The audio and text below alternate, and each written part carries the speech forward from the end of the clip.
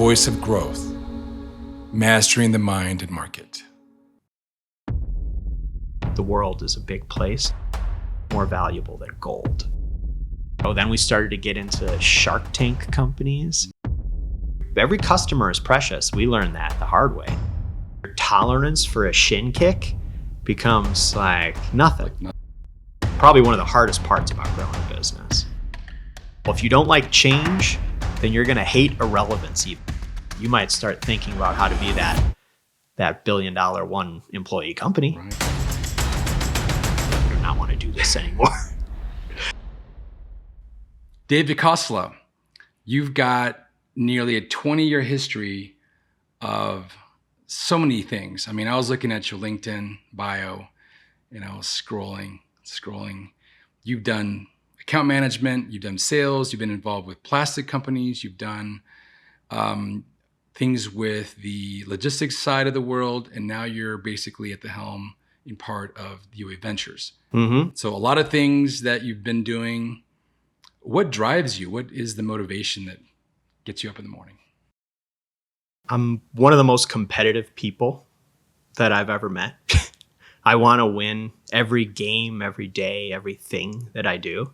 I kind of put everything in like this us versus them kind of mentality. And as soon as I'm committed to something, I just go all in and just drive at it. And I just stop, or I just don't stop. I just relentless towards it. Now, is this like a family trait? Is this like a DeCosta trait, or is this sort of unique to you? I think it's a family trait. If you were to meet the other DeCostalos, they would all have a similar demeanor. Mm-hmm. We're very competitive. We're always trying to, beat each other out. And, it's always been a thing where, it's also kind of like us against the world kind of a thing. We've always kind of had that mentality. Yeah. But yeah, it's a very blue collar family. A lot of the things I've done are beyond what other people have done, or they've kind of gone a completely different direction and been wildly successful. I'm the only one that kind of has my path that I know. Now, where'd you grow up? You didn't grow up in Florida or somewhere? Chicago. That's Chicagoland area. Grew up in the suburbs, and then proceeded to move to the city the second I got out of college.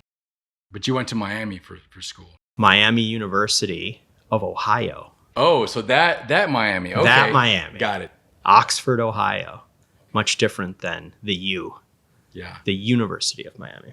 So with respect to your blue collar roots, I have a very similar story. Is my whole family was either blue collar of some level, or they were business owners. Mm-hmm. My grandmother started a business with a second grade education. She grew it very quickly and amassed a lot of momentum and clout, even to the point where U.S. senators would come and actually have lunch in Douglas, a small town. And they invited her and my mom and others to the White House to cook for the president. Very cool. Kind of crazy. Wow. But a lot of restaurants in my domain. And I realized as a kid, I did not want to work in restaurants forever. I worked as a busboy.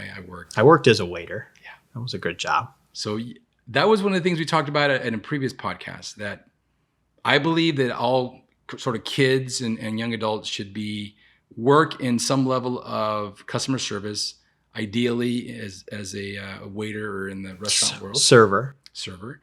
I think that all young adults should travel. Yep. And, around the globe, you get a different perspective. And I'm going to come back to that for you.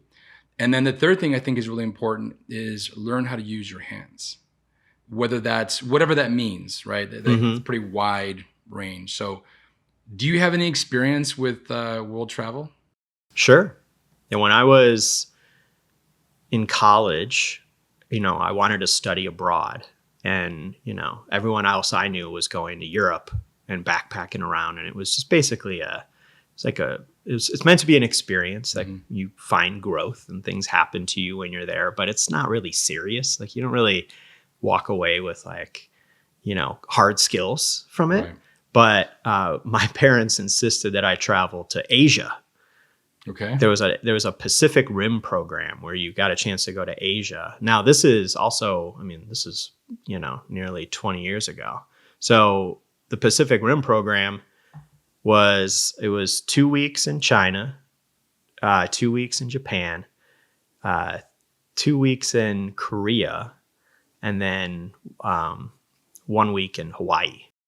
Okay. So the Asia of the United States. Yeah, it's furthest west you can get. So what was your experience with that? What did you come back with when you did that? When I did that, I realized that the world that I knew, like I had not branched out enough. Like I just didn't even I didn't even have assumptions of what was going on out there. And so it kind of really opened my eyes. And I kind of said at this point, it's like, then I should never put a restriction on how far I go to seek something. If you think of, I was like, man, like in the past, it was kind of like, oh man, this is going to be a 20-hour flight. Like, oh, it's too far. Mm-hmm. You shouldn't go. It's too far. But no, that's what makes it great, is because no one else goes that far. And then so when you're there, you're one of the only people there that comes from where you are. And so at that time in China, it was kind of a unique thing. And, it was part of a big university program. And we got a chance to then go to all the different expat areas. Mm-hmm. So we got a chance to meet executives that were working at different businesses. We got a chance to meet like the American like companies that were doing business in China, like going to their headquarters. All that was really cool. And it just taught me that, the world is a big place and you got to go. You got to go. If you look at your travels, what you said 20 years ago or so, and you compare that world and your experience in that world with the world that we see today, what do you see different? Like how, like in what way? Like in the way that China has grown, or like Korea, Japan? Yeah, the whole Asian rim. Yeah. Well, I'm not really an expert on this area, but I will say when I went there the first time, because I've been back, the first time I went there was nothing but cranes in the air. That was all you saw. And the whole idea is that they found out that they were getting the Olympics. And they started building all the infrastructure to go. But I mean, the number of cranes that I can visually remember, I mean, there might have been 100 in my eyesight. And I think of what's going on in the United States, and you might see 1, right, 2, if you go somewhere and there's like 5 or 6 cranes, like they're really getting it done. Yeah. But it's a completely different scale. And then also too, how different China is from Korea, from Japan. In Japan, it felt like I kind of went into the future. The whole place was just a wild, it was like a movie of what you would expect the future to look like. And yeah, I mean, it was just that, I also met some amazing people along the way. Like we lived with students and things like that. But yeah, now it's like, they learned all the lessons and are working really hard to get there. Do you worry about our country and where we're headed with that sort of backdrop in mind? Yes. I mean, in the past, you used to be able to kind of like discount, China is like, oh, well, that's where like our stuff gets made. It's just a bunch of, it's people that work for a few bucks that like make things. That's not necessarily the case. I mean, they have some very sophisticated manufacturing. They have advanced automation and robotics. I mean, they are moving at a pace, and everything they have is kind of subsidized by their government. So everything just kind of like, they don't do it to like have like a healthy P&L. Right. They're doing it because they were told to do it. Yes. And they go. And so, take that same skill set and then watch how they're applying it to their military and defense.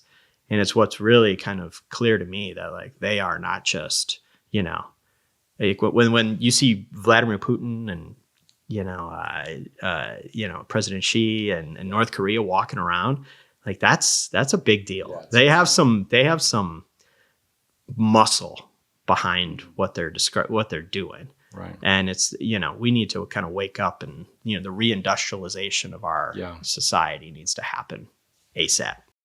What I really appreciate about that vision is, and me knowing you from dealings in the past and just kind of looking at your history, is even though you have that backdrop, you're still very driven. You're basically at the helm of this UA Ventures organization, which is in part leading the funding of innovation and other things like that here locally in Tucson. Give us a sense of what UA Ventures is and kind of what your role is in it. Yeah. So UA Ventures, it started out as a group of like boosters for the University of Arizona. The thought was, hey, we give a lot of money to like the football and basketball team. Why don't we give some money towards our engineering programs and our photonics development and just kind of promote entrepreneurship and the further development of companies. There was a really famous company that came out of University of Arizona that was purchased by Roush for over $1 billion. Right. And people were like, what? Like, no one had any capital in it. No one, but it was straight off the university's campus. And it was a diagnostics tool that was leveraged by Roush. And so that's Ventana Medical, right? It's sort of this classic thing that kind of made everybody go, whoa, we can do this too. And so that's how it all kind of started. And now it's evolved to the point where, our scope is beyond just like university IP. The scope is to find the people that are working on things that, promote the national interest, things that are kind of helping keep people safe and healthy. We have 2 verticals now. One is in national security and the other one is in healthcare. And each vertical kind of has its own set of companies and its own kind of disciplines to it. But, the motion's pretty much the same. You find the things that have the biggest societal impact, and then you get behind the entrepreneurs that are doing it. And, you just give them the tools to like go for it and get to the next level. And for us, we now are seeing these people are growing businesses, they're earning revenue, and now they're getting to the point where they're raising additional funding, or they're just straight up selling their company. And those exits are exactly what we've been waiting for. And it's all kind of coming to fruition now. So it's a good time. I love that. We're going to put a bookmark in that because I do want to come back to that. Okay. But I want to take a 5-year step back or so for you, maybe 10. Okay. Pack Dash. So the Pack Dash story I've heard years ago, and it was very interesting. I think it'd be nice for us to hear that again. What was the genesis of how that started? And what was the genesis of how it ended? Okay. So we had a CBD company. So my brother-in-law and I decided we wanted to start a company together. We started a CBD company because I had a family friend, my brother-in-law in Oregon. He used to grow cannabis for the marketplace of the Oregon dispensaries. He had a permit, everything was fine. And they changed the laws there to make the permitting different. And essentially they gave a permit to anyone who had, a license, like an Oregon license and a caregiver, right? So over time, it ended up crashing the price of everything. So his whole kind of business model got decimated. He didn't know what to do next, but he said a lot of people are growing hemp. A lot of people are getting into this market. And so when we were, he told me that he needed help with kind of understanding the hemp marketplace. And so I kind of leaned in, and I ended up finding out in Kentucky, the hemp bill had passed. They were growing hemp for CBD purposes. And it was still kind of a newer thing that you didn't really see in every gas station and like all over the country. It was very new. And at the time, I figured out that I could take hemp, break it down into CBD isolate through a process. And when it was done, the weight, like the price per gram of CBD isolate was more than a price per gram of gold at the time. Wow. So you literally were able to turn plants into something that was more valuable than gold. And so as soon as we had one great deal that ended up selling some of that, then we started to double down, triple down. Then we started our own brand. Then we started shipping it. And then it got to the point where no one wanted to work with CBD companies because it was still kind of in this, like, what is it? How does it work? Is it marijuana? What is this? Like, how does it? And so we ended up, after a kind of a bunch of third-party logistics companies kind of shunned us. And then one actually screwed up, and we were shipping thousands of things a week. And for a whole week, they ended up shipping cat food to our customers instead of our product. Yeah. Now that I know fulfillment, what happened is someone mislabeled the bin. So the bin where they were supposed to be pulling our product, They switched up the tags. And so there was a few thousand people that ended up getting cat food instead of our product. And we had cancer patients, we had people with epilepsy, we had a lot of people that were kind of relying on us to kind of get them this stuff. And so it became clear that if we wanted to have a reliable supply chain and we didn't want to have to pay all these crazy fees, that we just needed to do it ourselves.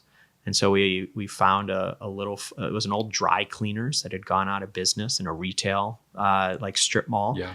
We set up shop and we just started pick, packing, and shipping. And over time, it became hard to keep people fully employed. I think it was really difficult to keep full-time jobs for everyone. And so because we would be so efficient, we would knock out like 400 orders in a day. And by 11 a.m., we were kind of like done. Now what? Right. And everyone else was kind of looking for full-time work. And this is during COVID, where e-commerce is now king. Right. And everything is moving really fast. And so we started reaching out to some other entrepreneurs that had similar complaints about their 3PL experience, and ended up just getting client after client after client after client. And it just started to grow. Then we started to get into Shark Tank companies. And then we started to do QVC campaigns and doing all this kind of bespoke fulfillment work. And we went from a dry cleaners to a 50,000 square foot facility out in the suburbs of Chicago. And we were stacking things to the ceiling and just rocking and rolling. And it was just one of those things where it just seemed like it was so easy to acquire customers because everyone was so frustrated with the kind of large 3PL kind of world that we were just in the right place at the right time, just getting it done and just working really hard to get people what they needed. But I did not grow up in a warehouse. I did not grow up like doing warehousing operations. This is something that both my brother-in-law and I just taught ourselves to get good at. In any of that growth, or as you're sort of figuring out the business, do you ever think about quitting? Yeah, all the time. I mean, it was really stressful. I mean, when you are responsible for shipping thousands of items a day, you don't get any time off. There is no like, oh yeah, I'm just gonna I'm not feeling well, right? Like, no, this stuff needs to get out the door. And so it became this like treadmill that you could not step off of. And it was just, some days it was just really, really challenging. It was just impossible to get right. Like there was so many days where things were just going wrong, or like maybe they didn't show up to pick this stuff up. And then you have 60 clients that would all insist to know what's happening and why this isn't moving. And, and then you could have, let's say you shipped out 2,000 packages in a day. Well, what happens when 5 of them don't get to their destination? Whose responsibility is that, right? And every customer is precious. We learned that the hard way. So you never want to even screw up one. You don't even have any room for mistakes. And so some days it was just like, this is dumb. I do not want to do this anymore. But then you get over it, and then good things would happen. And then, you'd hear from your clients how successful things are, and you'd get reinvigorated and keep going. People look at entrepreneurs and they often think that it's a straight line, or that it's always sort of high fives and these situations where it's success. But what they don't see is, like you said, sweating bullets because of this, because of that. Do you think that your previous career moves in sales and account management, you even dabbled in a little bit of a finance thing in college, right? Do you think those things served you, or were you just like completely greenfielding new information and new processing as you were growing the business? So I couldn't tell you specifically how it served me, but I think what I've really become good at is just being a problem solver. And I think if the more problems you're exposed to and the more kind of alternatives you see, the more you're going to end up, being able to have the instincts and the right decision making and being able to decide quickly on how to change. And so I think those things are kind of, you kind of get kicked in the shins as you come up. And then pretty soon your tolerance for a shin kick becomes like nothing. Right? You're like, oh, I barely feel it. Yeah. But to other people, this would be devastating. Like this would be the thing that would potentially make them quit. Yeah. But eventually you just build these calluses and you just don't feel it the same way. And that's a really good segue. So the Voice of Growth podcast is about the market and the mindset. The market, of course, is the market as we know it, all business, strategy, operations, all that in a big bucket. And then the other part is the mindset. And we kind of lean a lot on Stoic principles of the world's going to be what it's going to be, and it's just how do you react to it. Did you have any mentors? We were talking about this earlier in the pre-meeting. Did you have any mentors that you would look to for either direct guidance in that you would ask them questions, or just look at them and the decisions they're making, whether you knew them or not? Sort of. I mean, my parents were my mentors growing up.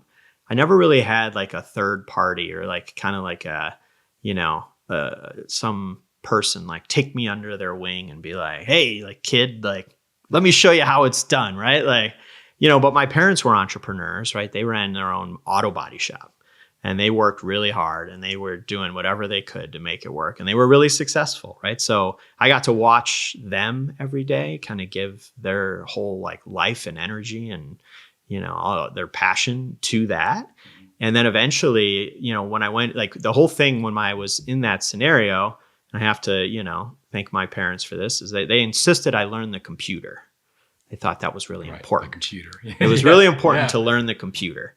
And the internet was just becoming a thing. And they got me an AOL account, and I spent time, learning how to navigate that. And, those types of things, I think, became this world where it's like, I want to be a part of this world. And then that's when I started to, try to reach out to different folks in that industry to kind of, help guide me. And I've had a few really great people that have been part of my, guidance, but those people, I don't know, I've lost touch with them and, they served me for a certain period of time. And then I kind of, as I evolved and they evolved and, I moved into a new area and found new people. And, one of the things I used to do too is when I worked at companies, so I worked at cars.com, worked at a place called Outcome Health. I would typically find the highest, I would go up as high up the chain as I could, like the CEO. I would find a way to talk to the CEO and I would say, can I please learn from you? Like, I want to be a CEO one day. And they were like, well, yeah, like talk to my assistant. We'll get it set up. And they were always very open to doing that. And so I always kind of looked at whoever was leading the business I was a part of. And I always tried to carve out my own sort of like personal time and not make it so formal, but just say like, look, like this is my journey. Like I'm going for it. Like I'm not there yet. Help me get there. And no one ever said no. Everyone was always eager to help, with the exception of maybe like one or two people who had their own problems. As you fast forward, you realize, my God, I'm glad that, like you find out what happened to them a year after they said no. And it's like, oh yeah, their life was falling apart. Being competitive, this next question will be interesting. Mm-hmm. Do you believe that success as a business owner or entrepreneur is primarily a factor of or determination of luck, grit, or something else? I mean, it's primarily grit, but then the other thing that I think people don't realize is that it's also cash. Something like it really isn't enough to just work really hard and, just give everything you got every single day. Like that's the narrative most people have, but you need to have the resources in order to get beyond that, because you'll burn out or you'll reach a ceiling in what you can and can't do. There's usually always a need for either outside capital, or just the resources to be able to hire, delegate, start to build systems, start to move things around. It's just, you can't just like show up every day and just expect that because you're there, that everything's going to work out. It's not about showing up. It's about being able to like use your grit to prove to other people that you can be a good steward of capital. And then once you have it, then you can really, in business, that's when you can start to really create success, when you can kind of take yourself out of it and the thing works.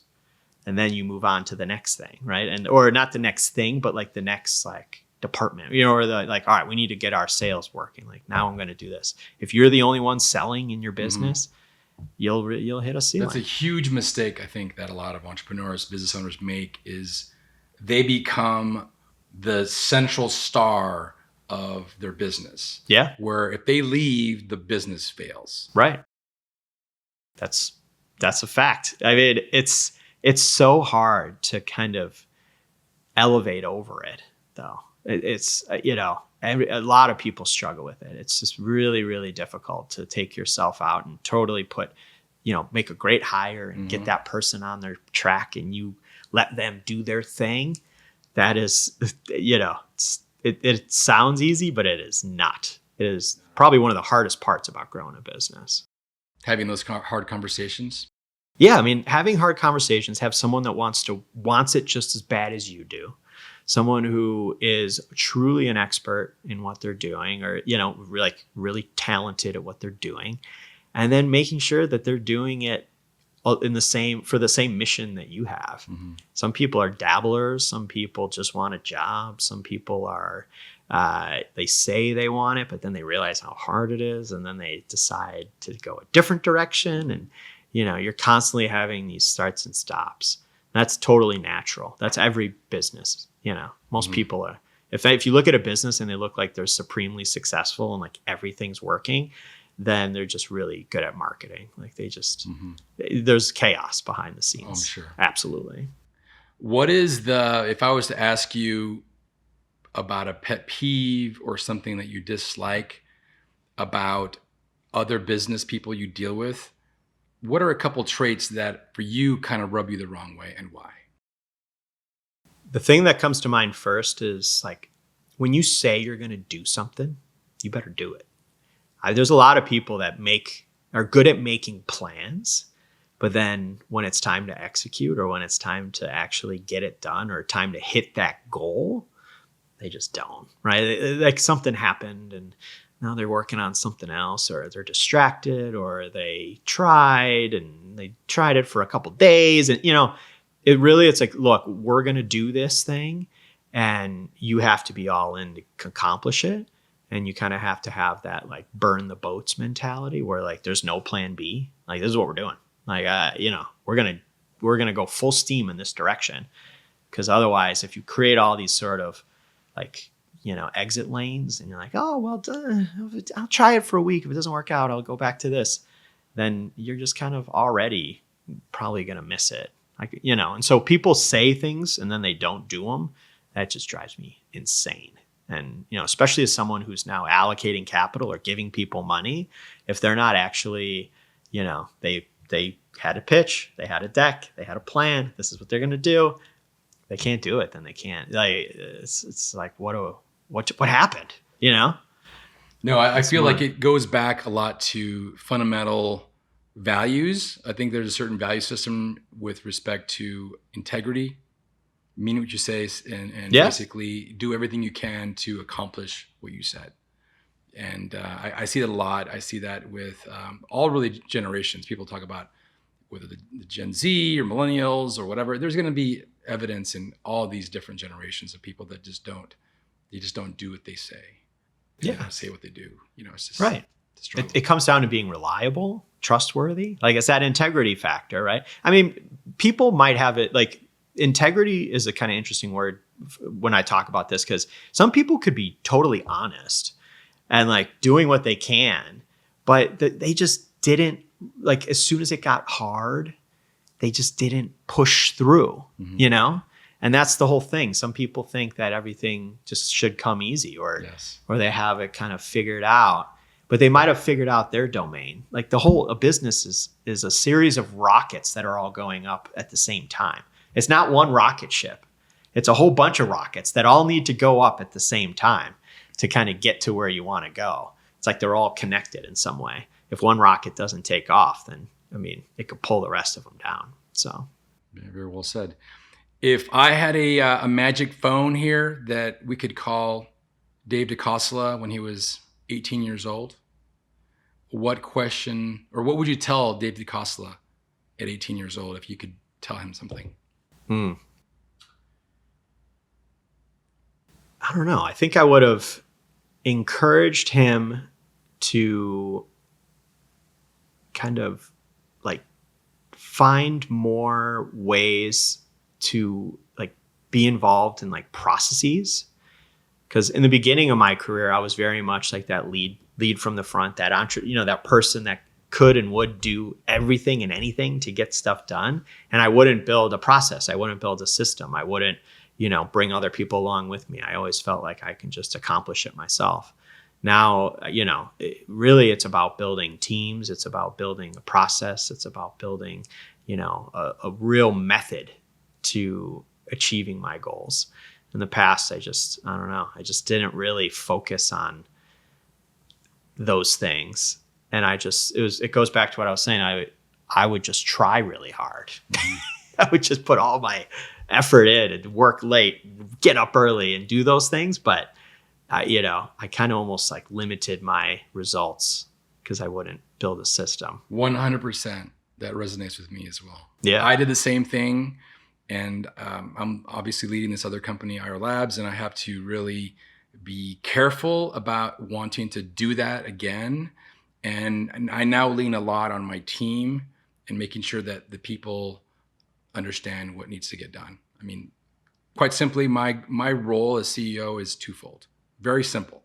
And they know this, and I want to make sure everybody knows this because I think for me, it's very important to be simple. I set and execute the vision of the company. It's my number one job. Yeah. And my number two job is block and tackle. Yeah. That's it. So if somebody needs resources, I step in to make sure that they get them. There's a customer that they're dealing with, they need help with, I step in to block and tackle. To turn this in the other direction, part B of this question, and you're about the same age as me, give or take a little younger maybe.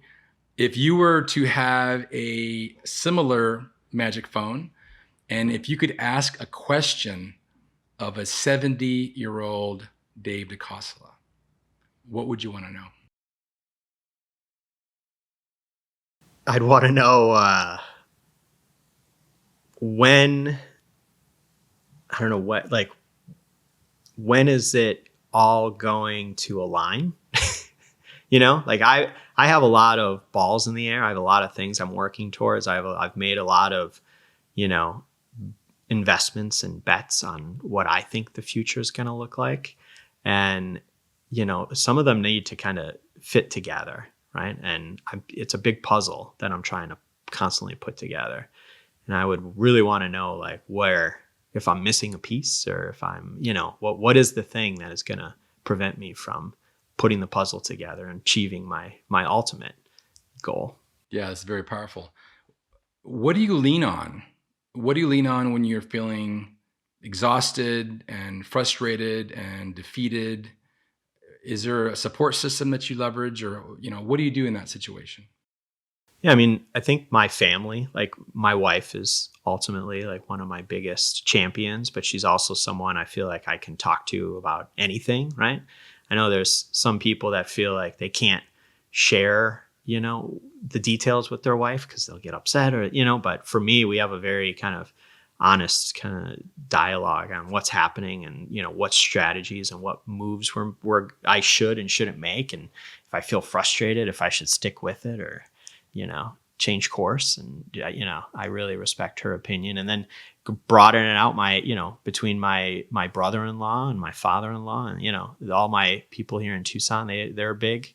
And then, UAVC, I do have partners, right? So Michael and Fletcher are my partners. Yep. And I feel like I can tell them anything. And, we can have honest dialogue about, things that are frustrating or things that can happen. And those people, both Fletcher and Michael have had so much success and so much experience. And, they're ahead of my time, right? In certain aspects. And, it's rare when they say anything that I'm like, what? Like, what? No, it always makes sense. It's always grounded in very, in reality and in like a real way, real authentic way. One of the cornerstones of the market side of Profectory, which is the business behind the Voice of Growth, is the idea or the concept of global trends. Okay. We'll call them mega trends or whatever, which is for me was exposed in a very clear way when I work with one of my mentors and business partners, Adam Hartung.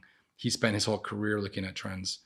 Do you see a couple of, well, maybe 2 or 3 trends that for you are going to redefine the next 30 years of business? Definitely. I mean, I think we're in a kind of an inflection point. I mean, AI, obviously, I feel kind of dumb bringing it up sometimes because like everybody's talking about it. It's like we all know how disruptive it can be. But I think it goes back to what I was saying around systems and being able to kind of build, something for yourself. Like you should think of how you can leverage these tools to kind of build a team around yourself. And it's all digital, right? It's agents, it's tools, it's there's a whole system there. And this whole idea that there's going to be, people have questioned like, when is there going to be $1 billion company with 1 employee? I think it's coming. It's going to happen. It's going to happen in the next 5 years. And it's because all these tools are becoming supercharged, and like they've always been there, but they required a human being to really like drive it. Now it's not necessarily the case. Take that, and then how much instability that's going to create. It's going to be very disruptive. They say that any job that has a name attached to it, like an accountant, a doctor, a teacher, right? Like all that stuff is going to be conquested by AI in some way, shape, or form. And the people that are using AI with that skill set are going to dominate. It's not even going to be fair. And that the change, all that, like, then take that on the global scale and then add the enterprise. And then they add the idea that like, you're seeing right now that there's just not as many entry level jobs as there used to be. If you're watching this or listening to this and, you're going to be graduating college or just recently graduated, you're probably going like, what am I going to do? Yeah, it's true. It's really, and I don't know. I couldn't tell you other than you might start thinking about how to be that $1 billion 1 employee company, right? Like entrepreneurship is actually going to rule the day, I think, more than anything, because there's so few barriers now to gaining access to something really, really powerful. Like in the past, we used to say, well, you have a 10X developer. Like you could hire a developer or like hire a group out of like India or something to like work on a website. But there was always usually one guy in that group, in that software group, who was the 10X guy. That was the guy that could do anything at any time. And any junior person would go to that person if they got stuck. Well, now, like everybody could be a 10X person. That's true. You need to be a 100X person to be a leader of that, So there's like this whole new dynamic there. And then if you take I do think there's going to be more and more like kind of geopolitical kind of instability. I think you're going to see more countries taking over countries. I think these policies and like tariffs and all this stuff is just going to create churn. Yeah. It's just going to create change. And, they say, I heard something that was like, well, if you don't like change, then you're going to hate irrelevance even more, because that's all like the pace of change is going to increase. Everything's going to just become more dynamic. People are going to get more and more frustrated. And that's why, I think national security becomes a really important issue, because there's just so many things happening and so many kind of like a changing of the guard in so many different places, and like the movement of resources, and then everyone being able to be that much smarter and that much more, impactful. Could be bad. Yeah. Matter of fact, my team is working on, I'm not sure the timing. They might come out before this one, but whatever. It is a podcast on thriving through AI hell. Oh, okay. So there's 2 main players that are thought leaders. There's a guy named Mo Gadot, who is the chief business officer at Google X, which is their like advanced studies, advanced systems, almost like their skunk works. Yeah. And there's another guy named Jeffrey Hinton, who is the godfather of AI. He won the Nobel Prize last year in physics for his deep models. And the way that AI thinks is a brainchild of him and his team. They both agree that the next 12 to 15 years, starting in about 2027, are going to be extremely disruptive. All those names you talked about, accountants and doctors and whatnot, it's going to be completely decimated. And they both, they're not necessarily doomsdayers. Matter of fact, Mo Gadot believes that we should basically submit to AI, because if we do so, we're not going to be factoring in human issues, which we can't really do because we're still human. But after that 15-year period, it's going to be like utopia, and people are going to go back to the arts and making music and this and that. The other guy is a lot more pessimistic. He believes that there's a 30% chance that AI will decimate and destroy the world in the next 15 years. Oof. So we're also bringing in some other topics on that. But the whole idea here is that change is going to happen whether you are party to it or not. Right. And the other thing that's interesting is people don't mind change. They don't like being changed. Yeah. And that's where the rubber meets the road. Yeah, if something's happening in a distant, faraway country, no big deal. But when it hits your bottom line, or it hits your livelihood or your family's livelihood or whatever, then it becomes crystal clear and becomes real for you. Mm-hmm. You have children? Yeah, I have 2. What do you believe their world will look like in 30 years, we'll say, when they're your age? Man, it's interesting. So you mentioned like being a CEO, right? You were talking about how you had the 2 different things, right? And so I still think that there's going to be the opportunity to guide vision, right? You want to impact the world, you want to do something, like you can take charge and go for it, right? And same thing where you're blocking and tackling, right? Like you're constantly going to be faced with things that are like in your way. Those are 2 skill sets that I think work no matter what you're doing, right? Even if you're not the head of your company as CEO, let's say you are, a new manager or someone who's taking a new role, right? If you can do those 2 things really well, you're going to have a whole cohort of people that will just follow you into the end of the earth. Like people love that. They want to be around people who are really good at that. And so I do think that giving them these kind of leadership qualities, but then making sure that they understand that like you need to be up on every advancement. As these things advance, you need to be aware of kind of the peak of its capabilities. Mm-hmm. And so I think that it goes back to having that kind of entrepreneurial mindset and just finding where you can fit in, and it should drive you. Like it should make you like you should get excited about it and be so like, want to run towards it. I think people are still going to be doing that. I think that's going to be timeless. I don't think that goes away. I think, how it looks and like the structure, or if your goal is to like achieve a certain job title or something, that's going to be threatened. That's probably not going to be the way to go. It won't be the same. It won't be the same. It used to have a linear path, and there was almost this promise that was made to you that if you accomplish these things, you will get to that point. And those milestones, I think, are going to vanish, or they're going to slip away, or you can accomplish those milestones in like a couple months. Like you don't even need to necessarily like have a 20-year career to like achieve what you're trying to do. But yeah, I mean, I don't know. I think people got to get comfortable with the idea that, and this is what I'm kind of trying to like instill in my kids, is that like you got to go out and earn it. Yeah. Like nothing's going to be given to you, especially in this new future you're describing, this utopia or this doomsday, whether it's Terminator or it's like, I don't know, like green grass and, leisure time. Like regardless, you're going to need purpose. You're going to be fighting against all the other people that want to get there. And I don't know. I do think that these things will become inherently integrated into everything, and you can't avoid it. And it's just, you gotta roll. You gotta roll with it. Yeah, very true. Been a great podcast. How do people find out more about UA Ventures and you? Well, our website is uaventurecap.com. You can follow me on LinkedIn.